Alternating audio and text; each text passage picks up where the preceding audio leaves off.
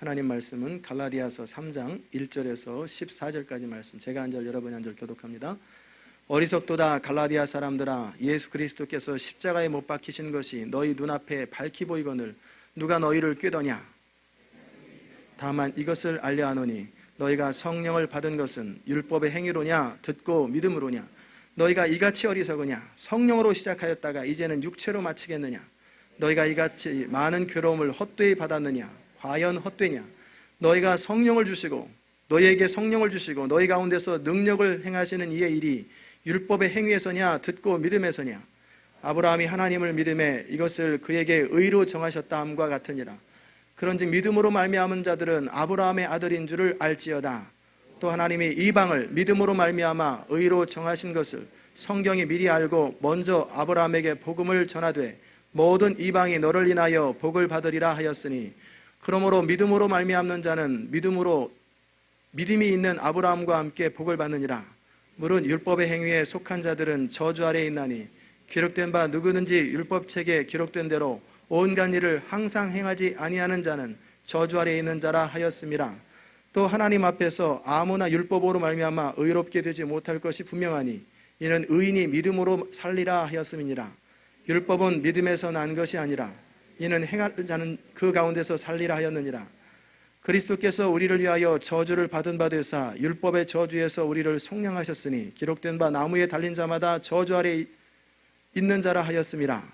이는 그리스도 예수 안에서 아브라함의 복이 이방인에게 미치게 하고 또 우리로 하여금 믿음으로 말미암아 성령의 약속을 받게 하려 함이니라. 아멘. 오늘은 갈라디아서 5번째 시간입니다. 갈라디아서를 쓴 목적이 뭐라고 그랬죠? 은혜 받으라고 썼겠죠. 그런데 이 갈라디아 사람들이 처음에 성령으로 시작했다 율법으로 마치는 모습 바라보면서 안타까움과 바울의 마음속에 심한 분노가 치밀어서 쓴 것입니다.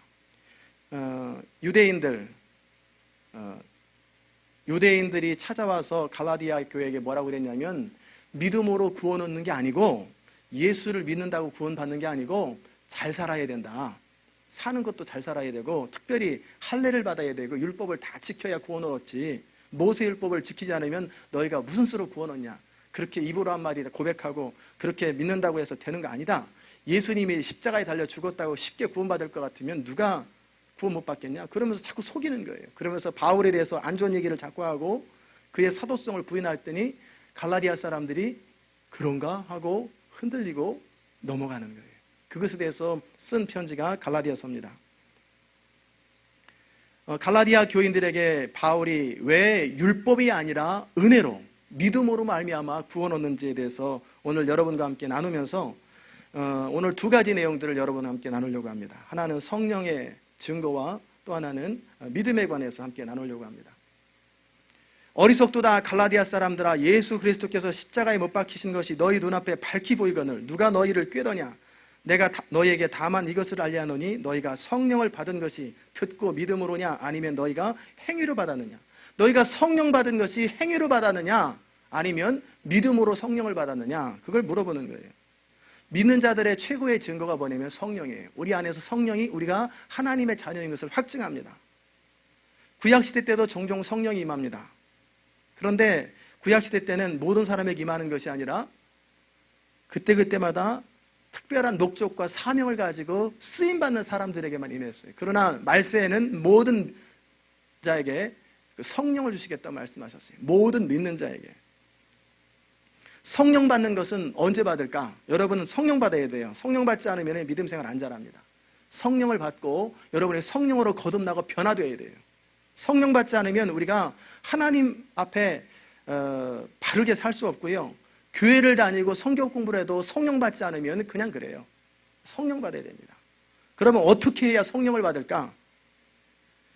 너희가 회개하고 예수 이름으로 세례를 받으라. 그리하면 성령을 선물로 받으리라 그랬지요. 여기서 회개하라는 단어하고 예수 그리스도를 주로 믿을 때 성령을 받는다고 그랬어요.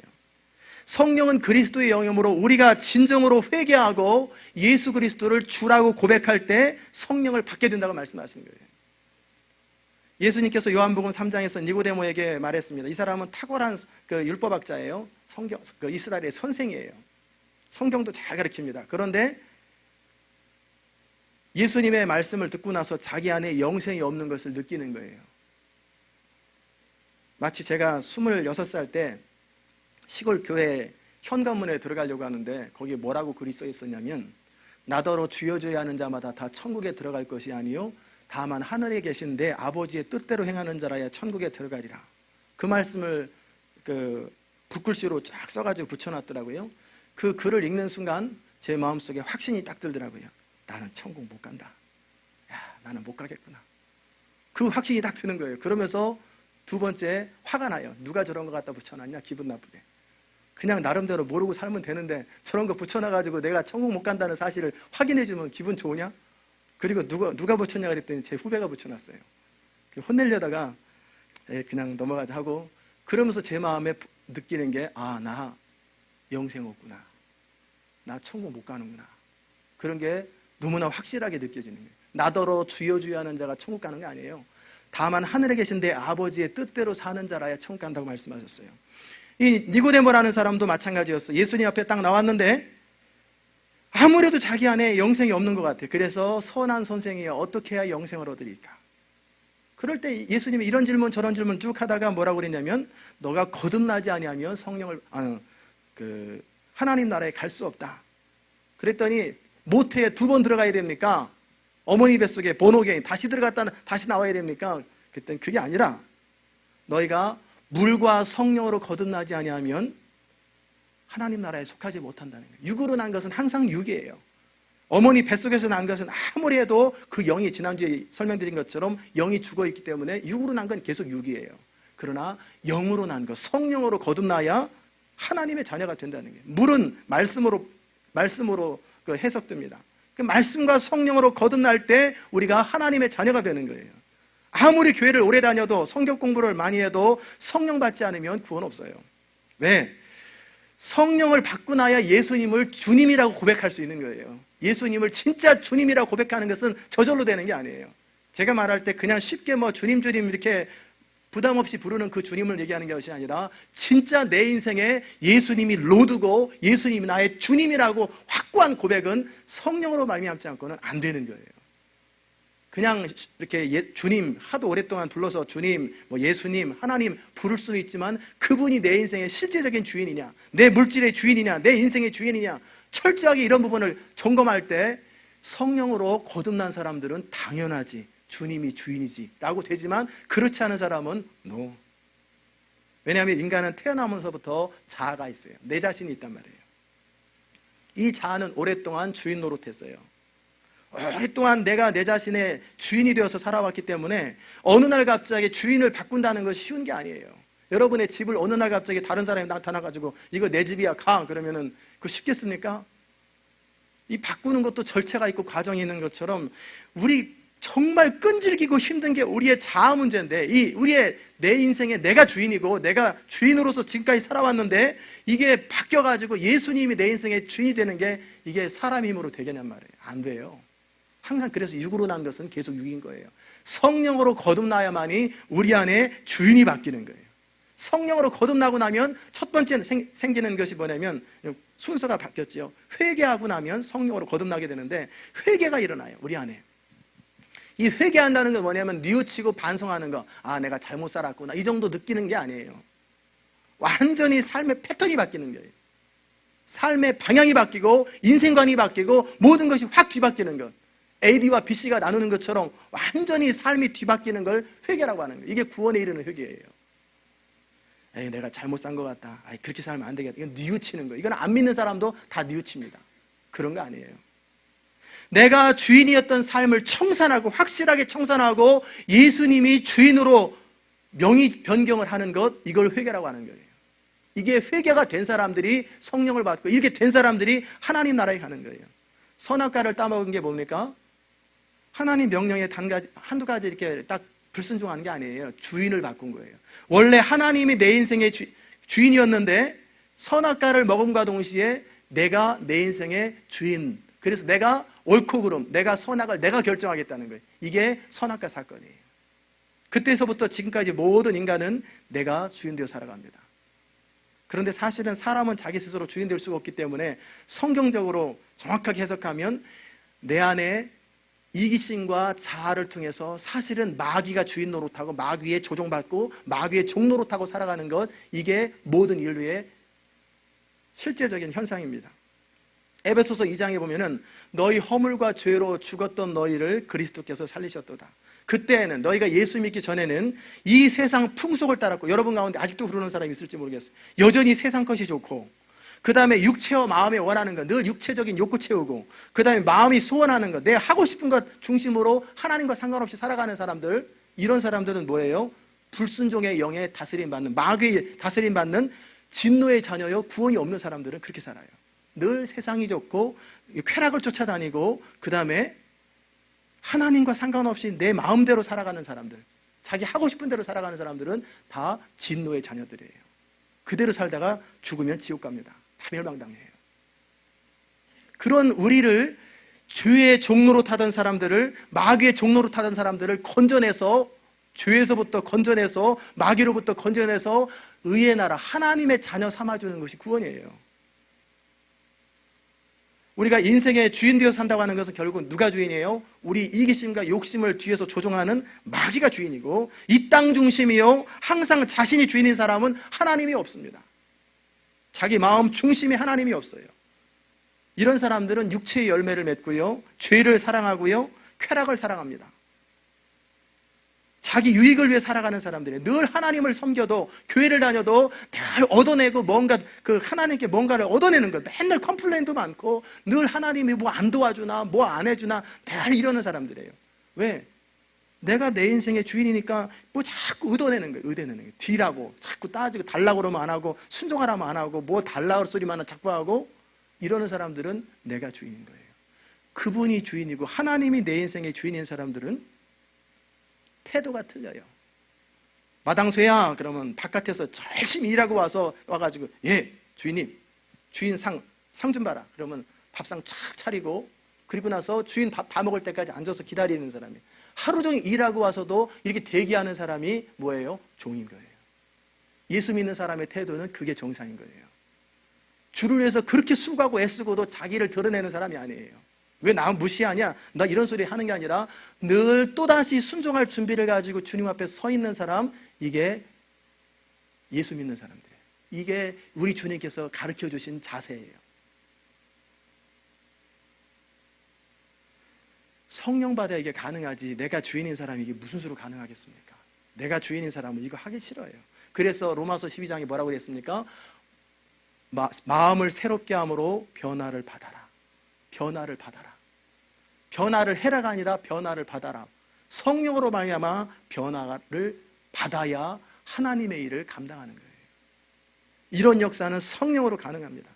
그럼 어떻게 성령을 받습니까? 먼저는 여러분, 정말 이제 제가 앞으로 그 말씀 많이 드릴 거예요. 성령 받아야 돼요. 매일 성경 공부하고 맨날 좋은 얘기만 들어봐야 그 성령 받지 않으면은 실제 변화 안 되더라고요. 성령 받아야 돼요. 그럼 어떻게 성령을 받습니까? 먼저 진리의 말씀 임합니다. 진리가 너희를 자유케 하리라. 진리가 임하면, 하나님의 성령께서 감동하시면서 진리가 임하면 우리가 무엇이 옳은지 뭐가 그른지가 알게 돼요. 진리의 빛이 우리 가운데 임할 때 우리 영적인 눈이 뜨이게 됩니다. 그리고 나서 진리가 임하면 우리 마음에 소원이 생겨요. 어떤 소원? 하나님의 원하시는 대로 살기를 원하는 소원이 생겨요. 그리고 진리가 임하기 심하면 어떤 마음이 생기냐면, 내가 잘못 살았구나, 내가 잘못 살았구나라고 하는 마음이 들기 시작하는 거예요. 그 전까지는 아무리 뭐라고 얘기해도 못 느껴요. 근데 진리의 말씀이 우리 가운데 터치되면은 내가 잘못 살았구나, 내가 지금 살아가는 것이 잘못이구나라는 사실을 깨닫게 되는 거예요. 그리고 하나님 앞에서 진짜 죄인이구나. 이게 그냥 뭐 사람이 다 죄인이지, 뭐 할머니들, 뭐 시골에 있는 할아버지 할머니 다 얘기해도 다 사는 게 다 죄인이지, 뭐 이 정도 죄인이 아니라 나는 씻을 수 없는 죄인이고, 그래서 나를 위해서 예수님이 죽을 수밖에 없겠구나라고 하는 그 철저한 죄에 대한 깨달음이 생기는 거예요. 하나님 말씀이 임할 때 성령께서 감동하시면 그런 일이 생기는 거예요. 제가 제 자신의 이야기를 잠깐 드리면서 여러분과 똑같은 스타일로 적용했으면 좋겠어요. 저는 나더러 주여 주여 하는 자마다 천국에 갈 수 없다는 이야기를 듣고 나서 내가 안에 천국에 영생이 없구나라는 사실을 확신 들고, 그리고 나서 잊어버렸어요. 그게 죄인의 특징이거든요. 그런 거 무시하고 또 생각하기 싫어해요. 그리고 그냥 또다시 일상적으로 살아가는데 어느 날 어느 목사님이 저한테 안수기도를 했어요. 저는 원래 안수기도 같은 거 안 받았었어요. 왜냐하면 제 마음에 두려움이 늘 있거든요. 혹시 안수기도 하다가 만약에 말이 잘못 나와가지고 목사 되라고 그러면 큰일이다. 그래서 제가 어떻게든지 안수기도 안 받고 그랬는데, 그날은 그 부흥 강사 목사님이, 임광원 목사님이 저한테 칭찬을 많이 했어요. 칭찬을 많이 하고 저를 막 세워줘가지고 기분이 다 좋아가지고 무릎 꿇고 기도하지 그랬더니, 예, 60이 넘으신 분이 이렇게 무릎 탁 꿇고 기도를 하는데 머리 딱 손을 얹는데 치우세요. 그 소리를 못 하겠더라고요. 에이, 그냥 계속 있자. 있는데 기도 끝나더니 주의종 되겠네. 그 말씀을 듣는 순간에 속에서 뭔가 올 것이 왔다는 느낌과 함께 분노가 치미는 거예요. 너무 화가 났어요. 이틀 동안 밥을 못 먹었습니다. 내 인생 베린 것 같고, 나는 내 인생이 그렇게 살기를 원치 아니하고 다른 길을 가기 원했는데, 그래서 하나님 앞에, 이제 여기서부터 중요합니다. 하나님 앞에 처음으로 정직하게 고백을 드렸어요. 그 전까지는 항상 진지하게 하나님과 대화 안 합니다. 뭐 필요한 거 도와주세요. 뭐 비 오는 날 비 오지 말게 해주세요. 응답 가끔씩 해줘요. 하나님이 저 비 같은 거, 날씨 같은 건 응답 잘 해주셨어요. 응답은 해주시는데, 근데 제 인생의 구체적인 부분에 대해서 진지한 대화는 하기 싫어요. 왜냐하면 만약에 하나님이 무슨 말씀하시면 이거 큰일이다. 그러니까 가능하면 대화 안 하는 게 좋다. 그냥 필요한 얘기만 하고 그 다음에 안 듣는 거예요. 그러다가 그날 이틀간을 밥을 못 먹으면서 제 마음속에 괴로움이 어떤 괴로움이냐면, 하나님이 한번 작정하면 된다더라. 그러면 내 인생은 어쩔 수 없이 그쪽 길로 가야 되는데 그럼 어떡하냐? 그럼 내가 어떻게 살아야 되냐? 막 고민이 많이 되면서 계속 잠도 못 자고 밥도 못 먹고, 부흥 집회는 계속 되는데 찬양 인도는 계속 했어요.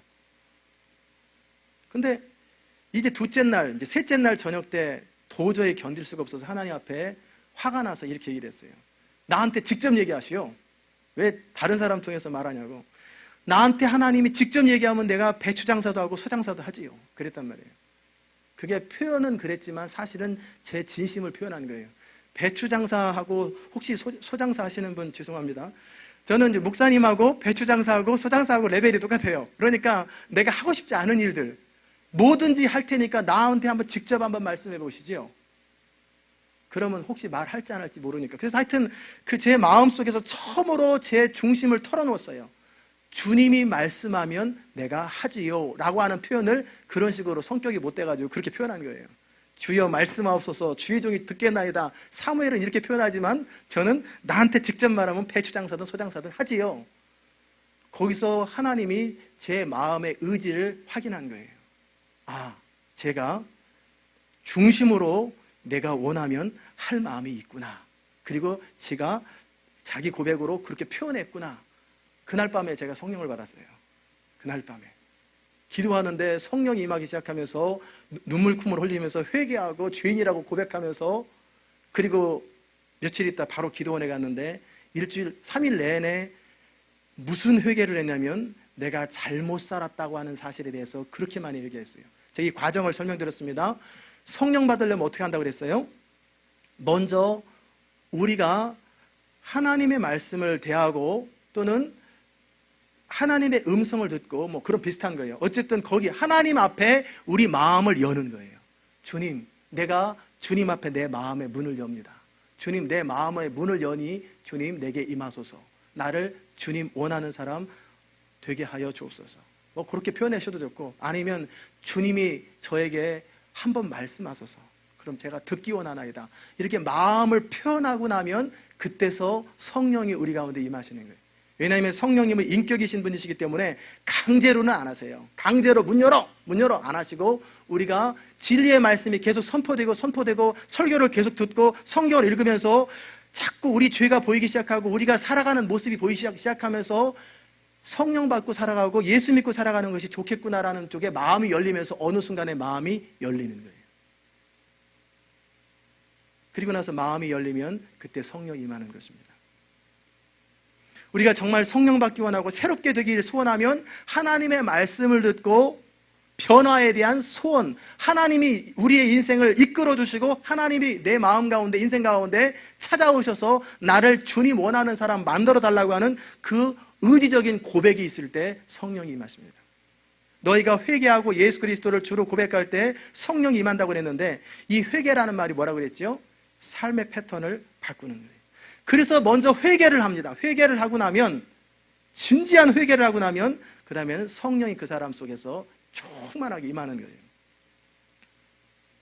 내가 뭔가 도덕적으로 문제가 있다든지 다른 사람에게 뭔가 해끼쳤다든지 이런 고백이 아니라 정말 내가 하나님의 영광을 위해서 살아야 할 사람이, 하나님의 나라를 위해서 살아야 될 사람이, 내가 그것과 상관없이 내 인생을 내 마음대로, 내 생각대로, 내 원하는 대로 살아가고 있구나, 이것에 대한 근본적인 뉘우침과 근본적인 깨달음이 이게 회개인 거예요. 제가 3일 동안 기도원에 가서 그 테이블 들으면서, 말씀을 들으면서 계속해서 3일 내내 회개한 게 그런 부분이에요. 내가 잘못 살았구나. 전 도둑질한 적도 없고 살인죄 전이 없고 무슨 뭐 엉뚱한 짓 한 적이 별로 없어요. 근데 근본적인 회개가 뭐냐면, 내가 하나님의 영광을 위해서 창조되었는데 하나님의 영광과는 상관없이 나의 욕심을 따라 살았고, 내 하고 싶은 대로 살았고, 본질상 내 마음의 소원대로, 내 하고 싶은 대로 살았던 것, 이게 죄로구나. 성경을 알고 하나님을 알고 나니까 이게 죄라는 사실이 뼈저리게 회개되는 거예요. 여러분, 그런 부분에 진지하게 정말 눈물 콧물 흘리며, 안 흘려도 괜찮지만 마음으로부터 가슴을 찢고 회개해 본 적이 있으세요? 내가 내 인생 함부로 살았던 것, 도덕적으로 이렇게 저렇게 아니라 내가 내 인생의 주인 되어서 내 마음대로 살아가는 것이 죄 중에서 가장 큰 죄예요. 이런 사람은 멸망당합니다. 도둑질에서도, 살인죄에서도요, 간음에서도 다 회개하면 죽게 돌아와요. 그러나 끝까지 내가 내 인생의 주인 되어서 살아가는 사람은 구원이 없습니다. 그 예수 믿는다는 거 그럼 거꾸로 뭡니까? 이게 삶의 패턴이 바뀌어서 이제는 하나님이 내 인생의 주인 되셔서 그분이 원하시는 삶을 살기로 결정하고 그렇게 살아가는 것, 이걸 회개라고 하는 거예요. 이거 회개 유턴이에요. 유턴. 삶의 방향이 유턴인 거예요. LA로 가야 할 것이 아니라 뉴욕으로 가야 되는데, 캘리포니아로 계속 가면서 거기서 아무리 뉘우쳐봐야 아무 소용없어요. 제가 여러분한테 부탁을 합니다. 집사님, 제가 시간이 없어서 그런데 뉴욕에 좀 제 대신 다녀오겠습니까?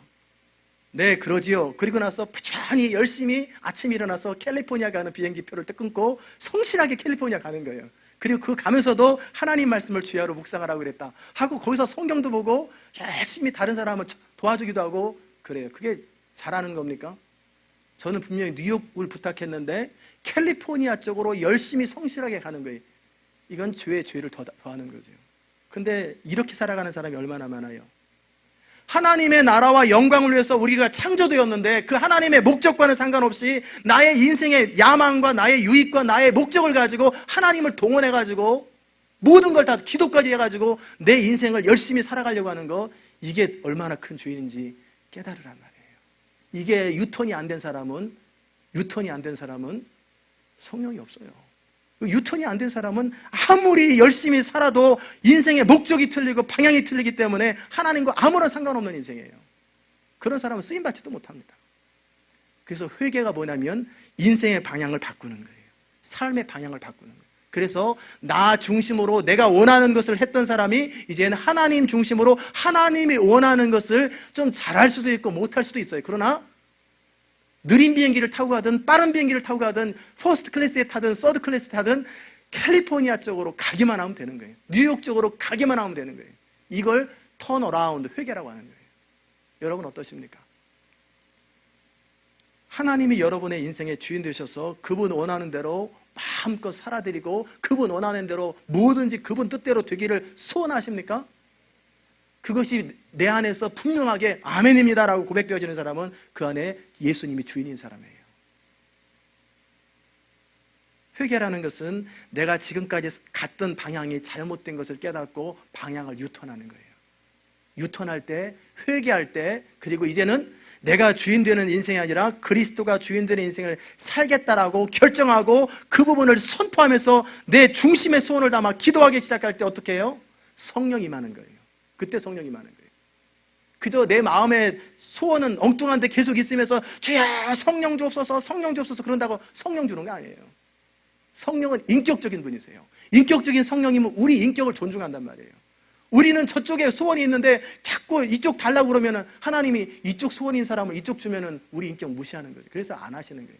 우리 마음의 태도가 분명하고 방향이 분명하고 목적이 분명한 상태에서 정확하게 기도해야 돼요. 그럴 때 성령님은 소원이 뭐냐면 우리 모두가 성령 받는 게 소원이고요. 우리 모두가 성령을 따라 살아가는 게 소원이기 때문에 우리가 방향만 정확하면 금방 임해요. 금방 하나님께서 역사하시는 거예요. 그것은 약속입니다. 하나님의 부르심 앞에 우리가 응답할 때 성령이 임하는 거예요. 이게 안 된 사람은요, 갈등이 많아요. 인생에 갈등이 많고 아픔이 많아요. 그 회개가 뭐라고 그랬죠? 근본적인 인생의 방향을 트는 거예요. 트는 걸 회개라고 합니다. 만약에 이런 것이 없이 열심히 하는 사람들은 뭐예요? 막연한 열심이에요. 이런 인생의 방향 전환이 없이 주님이 주인 되는 것이 없이 교회만 열심히 다니고 열심히 주의 일을 한다고 노력하는 사람들을 뭐라고 해요? 바울처럼 교회를 회방하는 사람들, 성령을 거스르는 사람들이라고 그러는 거예요. 결국 자기가 주인이고 결국은 주의 일을 하는 것 같지만 사실은 자기 유익대로 자기 소원대로 사는 사람들이에요. 이런 사람들이 너무 많아요. 하나님은 근본적인 인생의 회개, 인생의 방향을 바꾸기 원하는 결단을 여러분에게 요구하는 거예요. 그리고 나서 좀 더 열심히, 좀 더 성실하게, 좀 더 주를 더 뜨겁게 사랑하는 마음으로 하나님의 성령의 강권적인 역사하심을 소원하며 살아가는 것은 이제 계속해서 진행해가는 과정이죠. 더 깊어져가는 과정이에요. 그러나 근본적인 방향은 바꿔야 돼요. 여러분의 인생권, 여러분이 나름대로 살려고 하는 삶의 패턴을 바꾸지 않으면 성령이 역사하지 않습니다. 성령이 임하지 않아요.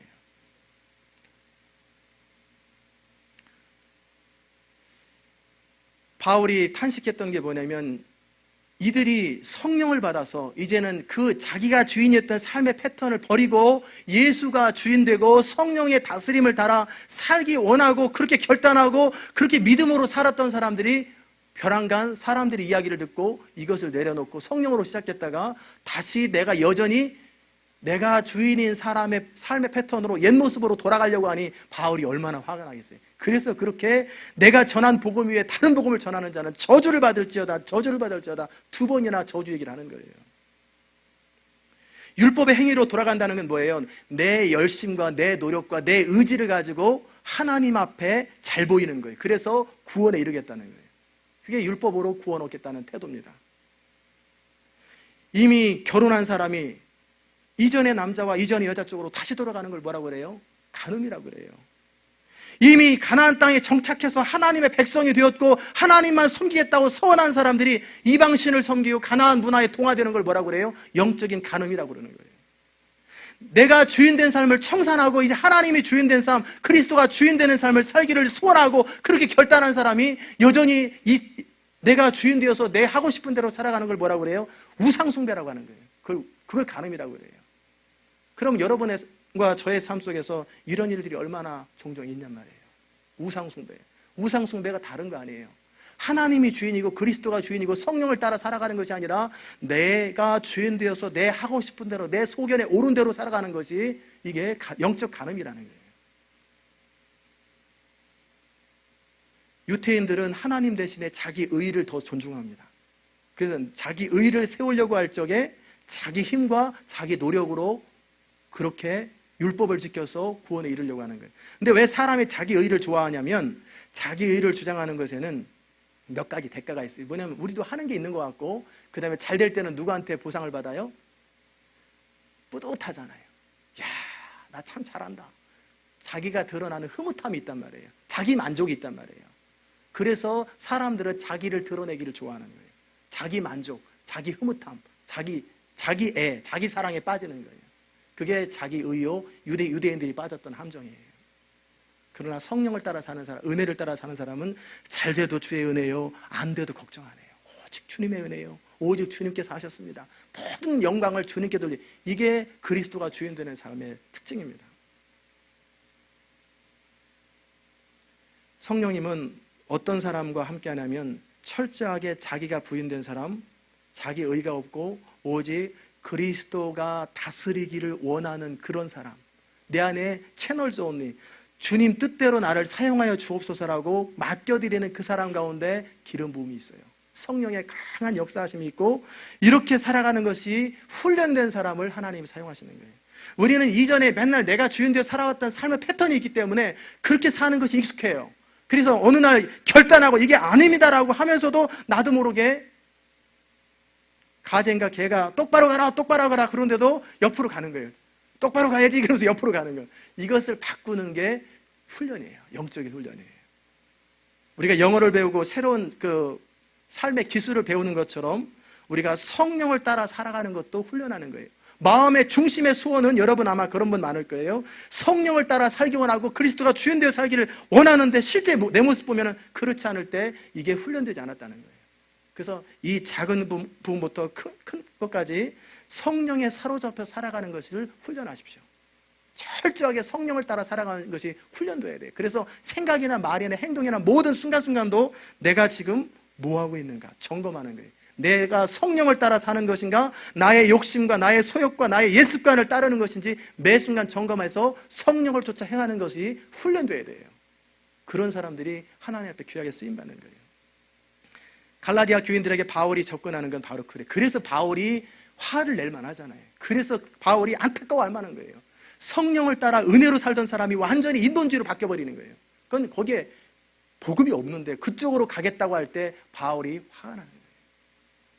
저도 마찬가지일 거예요. 저도 이렇게 매 이런 식의 복음을 전하는데 어느 외부에서 오신 분이 전혀 엉뚱한 인본주의적 가르침을 가르치면 저 같으면 중간에 내려오라고 그럴 거예요. 내려오세요. 하지 마세요. 그리고 그것은 복음이 아닙니다. 저는 즉석에서 그럴 것 같아요. 그 다음에 두 번째 바울이 했던 게 뭐냐면, 이제 그 갈라디아 성도들 마음속에 있는 그 영 안에 있는 성령을 증거 삼고 그들이 예수를 믿기 때문에 받았던 핍박을 생각하면서 너희가 그렇게 쉽게 돌아서느냐 그렇게 말했던 이 바울이 이제 두 번째 그들에게 율법이 아니라 믿음이요 은혜라고 하는 것을 논증하는 게 뭐냐면 아브라함이에요. 이스라엘 백성들이 존경하는 사람들이 몇 사람 있죠? 그 가운데 아브라함, 모세, 엘리야, 다윗 아주 좋아합니다. 이스라엘 사람들이 굉장히 좋아하는 사람이 그 이스라엘 별은 다윗의 별이라고 하는데, 원래 그렇다고 하는데 어떤 사람들은 그게 그 이방 풍습에서 왔다고도 하더라고요. 다윗을 좋아하고 특별히 아브라함의 자손인 것을 프라우드로 여겨요. 그러면 바울이 얘기하는 거예요. 그러면 아브라함의 자녀라고들 그러면 아브라함은 구원이 있겠냐 없겠냐 물어보는 거예요. 아브라함이 구원 받았겠냐 못 받았겠냐. 그럼 이스라엘 백성들이 당연히 아브라함이 구원 받았겠죠. 그러면은 아브라함이 모세 이전 사람이냐 모세 이후 사람이냐 물어보는 거예요. 왜? 율법은 모세부터 나왔거든요. 그러면 모세 때부터 율법을 줬는데 율법을 지켜야 구원 온다고 너희들이 말하면 아브라함은 모세가 율법을 줬을 때보다 430년 이전 사람인데 그러면 아브라함은 어떻게 구원받겠냐? 이해되시죠? 아멘? 가만히 계셔서 이해되나 안 되나? 그러니까 모세보다 아브라함이 430년, 연도로 계산한 게 아니라 실제 시내산에서 율법을 줬을 때 400년이나 넘게 지난 아브라함이 구원받았다면 율법과 상관없이 구원받은 거 아니겠냐? 그럼 아브라함이 어떻게 구원받았는지 아느냐? 그 믿음을 의로 여겼다라고 바울이 논증하는 거예요. 그렇다면 우리도 믿음으로 의롭게 여기는 것이 당연하지 않겠냐? 왜 자꾸 율법으로 구원 얻는다고 말을 하느냐? 바울이 아주 탁월한 논리적 변증가예요. 아브라함이 창세기 15장에 보면 조카 롯과 헤어져서 헤어졌습니다. 그래서 조카 롯은 소돔 땅에 사는데 소돔 땅에 전쟁이 일어나서 삼촌이기 때문에 그래도 그 사랑은 내리사랑이라고 그 조카 롯을 구하러 가는 거예요. 가서 전쟁에서 조카 롯을 구했단 말이에요. 그래서 전리품과 함께 다 포로들을 다시 회복해서 올 적에 소돔 왕이 뭐라고 그랬냐면 모든 전리품을 당신이 다 가지시오. 사람들만 나한테 붙이십시오. 전리품이 어느 정도 될까? 제가 한번 생각을 해봤는데 계산은 안 해봤지만 5개 족속하고 4개 족속하고 싸워서 전리품을 다 얻은 거니까 이게 몇 천만 불 됐을 거란 말이에요. 많게는 1억 불 됐을 텐데 아브라함이 뭐라고 그래요? 나 하나도 필요 없습니다. 당신 다 가지시오. 아브라함 되게 멋있잖아요. 당신 하는 말이 사람들이 소도망 당신이 나 부자 만들어줬다고 소리 듣고 싶지 않다. 나는 하나님이 부자 만들어주는 것이지 당신이 부자 만들어주는 거 아니다. 전리품 다 가져가라. 필요 없다. 그리고 이제 아브라함이 돌아왔습니다. 그럴 때 그 아브라함 마음속에 이런 생각이 드는 거예요. 조금 받을 걸 그랬나? 그런 아쉬운 반. 그 다음에 또 하나는 자기가 이겼던 패배한 족속들이 다시 전쟁으로 쪼으면 자기는 어떻게 될 건가? 자기는 318명밖에 안 되는데 몇 나라가 쳐들어오면 자기는 꼼짝없이 죽겠다. 두려움 반, 아쉬움 반, 그런 게 있었나 봐요. 왜냐하면 하나님께서 아브라함을 부르셔요. 아브라함아 두려워 말라. 나는 너의 방패요 지극히 큰 상급이니라. 아마 돈에 대한 아쉬움은 없었는데 그냥 하나님이 너 참 잘했다 그랬는지도 모르죠. 어쨌든 두려워하지 말라. 나는 너의 방패요. 네 마음속에 그 두려움을 다른 나라가 못 쳐들어도 내가 막아주겠다. 방패요 지극히 큰 상급이니라. 그랬더니 아브라함이 묻는 거예요. 아브라함 마음속에는 허탈함이 있어요. 왜냐하면 본토 친척 아비집을 떠나서 이 방랑생활하면서 고생하는데 자식 태어난다고 그랬는데 아직도 자식이 안 태어나가지고, 그런데 하나님 내 마음이 답답 안 하겠습니까? 차라리 내가 더 이상 자식 준다는 그 소망 붙들고 버티지 않고 그냥 포기해버리고 내 충실한 종 엘리에셀을, 이 사람을 내 후계자로 세워서 그냥 하나님이 약속 이루시든지 말든지 그렇게 하세요. 이게 아브라함의 중심의 소원이겠어요? 아니면 속상한 답답한 감정이겠어요? 속상하고 답답한 감정이란 말이에요. 나 포기하랍니다. 이제 더 이상 따라다니는 것도 힘들고 그냥 이렇게 살다 죽을래요. 그럴 때 하나님께서 아브라함을 불러요. 바깥에 나와라. 그리고 그 사람은 네 후사가 아니고 네 몸에서 날 자야. 네 후사다. 저 하늘의 별을 봐라. 보이냐? 셀 수 있겠냐? 못 세겠는데요. 저 하늘의 별과 같이 네 자손들이 저렇게 많아질 거다. 여러분은 믿으시겠어요? 바랄 수 없는 중에 도무지 나이가 들 만큼 들어서 도무지 나을 수 없는 환경 속에서 지금까지 하나님 약속 믿고 따라온 시간이 어딘데 그럼에도 불구하고 하나님이 별 보여주면서 차라리 몇 월 며칠 날 하나 낳겠다 그러면 혹시 모르겠는데 하늘의 별과 같이 네 자손들이 저렇게 많아질 거다는 얘기가 믿어지겠냔 말이에요. 그런데 아브라함 뭐라고 그랬어요? 믿었다 그래 돼 있어요. 그 하나님의 말씀을 그 상황에서도 믿었다. 그랬더니 하나님이 그 믿음을 의로 여기셨다. 참 아브라함 대단한 사람이에요. 그 물질 포기하는 거, 몇 천만 불 포기하는 것도 대단하지만 그 어려운 순간에 정말 허탈하고 이미 낙심이 다 된 그런에도 다시 한번 불러가지고 하늘의 별 보여주면서 저 별과 같이 네 자손들이 많을 거다. 믿어지냐? 네, 내가 믿습니다. 하나님이 확인하는 거예요. 그 믿음을 의로 여겼다는 거예요. 우리가 분명히 알 것은요, 믿음이 우리 안에 있으면 행동은 따라오게 돼 있어요. 왜 행동이 안 따라오느냐? 믿음이 없어서 행동이 안 따라오는 거예요. 본토 친척 아비집을 떠나라. 내가 너에게 많은 사람들, 자손들을 주겠다라고 하는 하나님의 약속을 믿었기 때문에 행동한 거지, 안 믿었으면 행동이 안 되는 거예요. 하나님이 사용하시는 사람들은 어떤 사람이냐면 믿음 있는 사람이에요. 하나님이 약속하신 것을 이루어질 것을 믿고, 그리고 상상하고 꿈꾸고, 그리고 하나님의 약속에 근거해서 거기에 실제 삶을 투자하는 거예요. 이루어지면 어떻게 되겠지, 뭐 하나님이 다 알아서 하겠지가 아니라 하나님의 약속에 근거해서 자기 삶을 거기다 자꾸 맞추는 거예요. 맞추고 본토 친척 떠나는 것처럼 모험을 하고 결단을 하고, 이게 믿음의 사람인 거예요. 하나님의 사람은 하나님께 주신 비전의 크기만큼 자신을 준비해 가는 사람이에요. 하나씩 하나씩. 비록 초라한 모습, 막막한 모습이지만 이 하나님의 약속을 붙들었던 아브라함을 하나님께서 그의 실수도 있고 아내를 누이라고 2번이나 속여도 연약해도 봐주는 거예요. 하나님이 다른 부분들은 다 웬만하면 가만히 줘버립니다. 좀 인격적으로 좀 뭐가 나도요, 좀 연약해도요 괜찮아요. 그런데 하나님을 신뢰하는 이 부분은 굉장히 중요시적입니다. 다윗을 여러분 보세요. 다윗을 보면은 제가 연구를 해봤는데 제대로 된 부인이 없어요. 원래 첫 부인 미갈이었는데 미갈이 신혼 며칠 지나지도 않아가지고 쫓겨나가지고 남의 부인 돼버렸죠. 그리고 다니면서 도망 다니면서 남의 여자였던 사람 남편 죽으면 데려오고 또 다른 여자 또 데려오고 남의 여자였던 사람 또 데려오고 전부 다 이런 사람들 데려오고 그래요. 밧세바도 남의 여자잖아요. 다윗이 정상적으로 사랑을 주고받는 이런 게 없어요. 정상적이지 못해요, 삶이. 그런데 하나님은 내 다윗, 내 다윗, 내 다윗 그런단 말이에요. 사람을 죽이는 그 자기 충성스러운 부하까지 죽인 사람을 내 사랑하는 다윗. 왜 그럴까? 믿음을 보시는 거예요. 그 마음에 하나님을 사랑하는 마음을 보시는 거예요. 하나님이 보는 거하고 우리가 보는 게 틀려요. 우리는 도덕적으로 괜찮은 사람 괜찮은 것처럼 같잖아요. 그런데 하나님은 안 그래요. 믿음 있는 사람, 하나님 경외하는 사람을 첫 번째로 여겨요.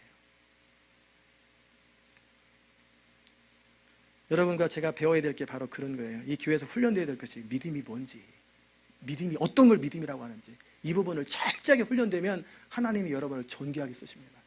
영광스럽게 쓰세요. 사도 바울은 누가 아브라함의 자손인가를 얘기하는 거예요. 7절에서. 그런데 누가 아브라함의 자손이냐? 육체로 난 사람이 아브라함의 자손이 아니라 실제 믿음으로 말미암은 자들은 아브라함의 아들인 줄 알지어다. 그리고 하나님은 이미 창세기에서 많은 족속이 이방인들이 너의 씨를 인하여, 너를 인하여 복을 얻으리라. 너의 씨로 말미암아 복을 얻으리라고 할 때 이 씨가 예수 그리스도를 말해요. 예수 그리스도로 말미암아 구원을 얻은 사람들이 다 누구의 후손이에요? 아브라함의 후손이 되는 거예요. 그렇기 때문에 믿음으로 말미암아 구원을 얻는다 그 말을 하는 거예요. 만약에 우리가 믿음을 의지하지 아니하고 행위로 구원을 얻는다면 어떻게 해야 되냐면 성경 말씀을 100%다 지켜야 돼요. 성경은 모든 성경의 약속들을 다 철저하게 단 하나라도 빠지면 즉시 지옥 갑니다. 100% 완벽하게 지키는 사람이 안에서 구원 얻는 거예요. 이거 누가 하겠어요? 아무도 이 구원에 이를 수가 없죠. 그러기에 믿음으로 말미암아 구원 얻는 거예요. 기독교, 우리가 믿는 이 기독교를 제외하고는 모든 종교는 이슬람교, 캐톨릭, 불교, 유교 모든 종교들은 다 인본주의입니다. 인본주의의 특징은 뭐냐면 나의 열심과 노력과 행위로 구원 얻는 거예요. 설령 거기에 믿음이 포함된다 할지라도 거기에 인본주의적인 요소가 다 들어가 있어요. 무슬림 같은 경우는 제가 지도자랑 같이 대화를 해봤는데 50.001% 잘하면은 천국, 49.999% 잘하면은 지옥. 뭐예요? 인본주의죠. 거기에 은혜가 없고 믿음이 없어요.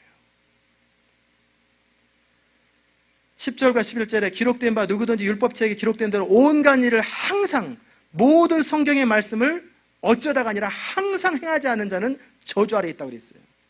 또 하나님 앞에서 아무나 율법으로 말미암아 의롭게 되지 못할 것이 분명하니 이는 의인은 믿음으로 말미암아 살리라 하였습니다. 그래서 믿음으로 사는 거예요. 이 성경을 지키되 어쩌다 한번 완벽하게 지킨 게 아니라 항상 완벽하게 철저하게 다 지켜야만 구원 온다는 거예요. 여러분 가운데 이런 자신 있는 사람이 있으세요? 마틴 루터라는 사람이 1501년에 18세 되던 해 일반 대학교를 마치고 법률 공부를 해서 이제 사회적으로 출세길을 달리려고 하고 있습니다.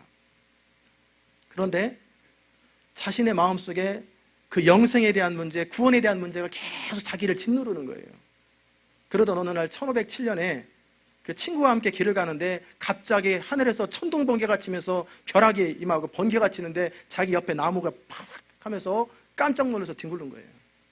그러면서 이 마틴 루터가 거룩하신 안나요, 여자 성인인가 봐요. 거룩하신 안나요, 내가 수도사가 되겠습니다 하고 소원을 한 거예요. 그래서 어거스틴 수도원에 들어갔지요. 그래서 마틴 루터가 자기 나름대로 최선을 다해서 말씀 묵상하고 엄격한 생활을 하고 검소한 생활을 하고 그래서 하나님의 자비를 얻어보려고 그랬어요. 정절을 지키고 가난을 택하고 순종을 택하고 금식하고 철야하고 육신적인 금욕과 극기 기타 자기가 할 수 있는 모든 최선을 다해서 하나님의 구원에 이뤄보려고 그랬어요. 그런데 소용이 없었던 거예요. 아무리 몸부림쳐도 평안이 없고 죄 문제가 해결이 안 되는 거예요. 그러다가 로마서를 주석하는 과정 속에 1장 17절에 오직 의인은 믿음으로 말미암아 살리라 함과 같은 이 말씀을 이 말씀이 자기 마음을 치는 순간에 변화된 거예요. 캐톨릭의 구원관이 잘못됐구나. 그리고서 완전히 인생관이 바뀌고 그리고 모든 구원관에 대해서 정면으로 맞서서 종교개혁이 시작되는 거죠. 우리는 율법을 지킴으로 우리가 뭔가 몸부림치고 애씀으로 구원 얻는 게 아니에요. 철저하게 믿음으로 말미암아 구원 얻는 거예요. 율법으로 구원 얻는다는 말은 내 힘과 열심과 노력으로 하나님께 도달해 보겠다고 하는 모든 시도죠. 아닙니다. 우리가 크리스찬이 되었다는 건 뭐예요? 그리스도께서 우리를 대신해서 저주받은 바 되사 율법의 저주에서 우리를 속량하셨으니 나무에 달린 자마다 저주 아래 있는 자라 하였습니다. 14절에 이는 그리스도 예수 안에서 아브라함의 복이 이방인에게 미치게 하고 또 우리로 하여금 믿음으로 말미암아 성령의 약속을 받게 하려 함이니라. 그래서 오직 그리스도로 말미암은 은혜인 거예요. 은혜. 믿음으로 산다고 하는 것은 내가 열심히 믿는다라고 하는 그런 개념이 아니고 멸망받을 수밖에 없는 나를 위해서 그리스도께서 희생하셨다고 하는 그 은혜를 의지하는 것, 그것이 믿음이라는 것입니다. 이제 믿음으로 산다는 것이 몇 가지 여러분에게 정리를 합니다. 믿음으로 사는 것은 이제는 더 이상 눈에 보이는 것 중심이 아니라 뭐 중심? 보이지 않는 하나님의 약속 중심. 또 믿음으로 산다는 건 뭐예요? 내가 더 이상 주인 되어 살아가는 삶이 아니라 누가 주인이에요? 그리스도가 주인 되어 살아가는 삶.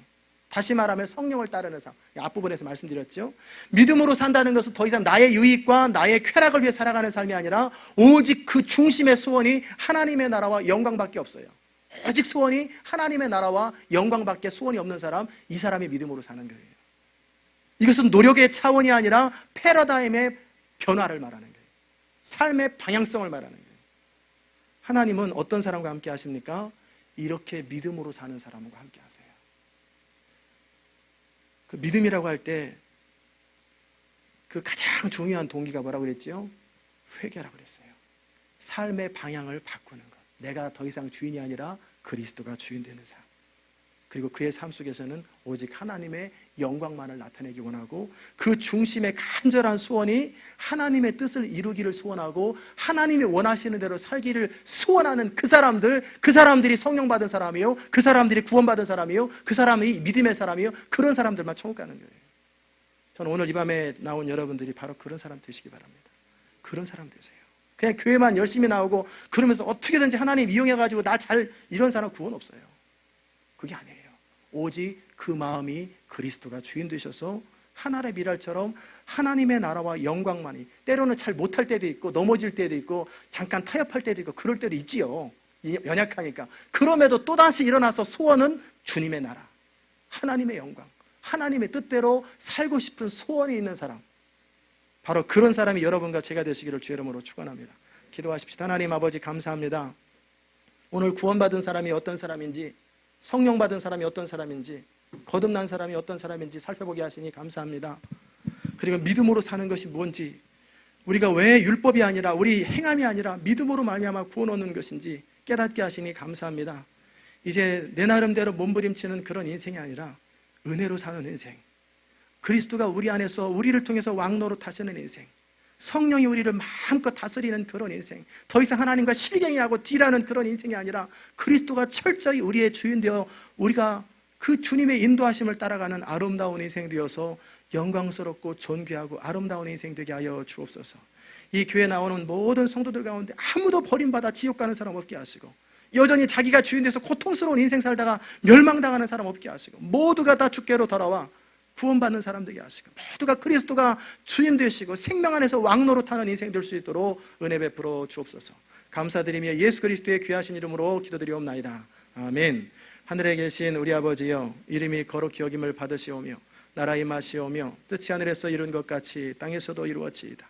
오늘날 우리에게 일용할 양식을 주옵시고, 우리가 우리에게 죄 지은 자를 사하여 준 것 같이 우리의 죄를 사하여 주옵시고, 우리를 시험에 들게 하지 마옵시며 다만 악에서 구하옵소서. 대개 나라와 권세와 영광의 아버지께 영원히 있사옵나이다. 아멘.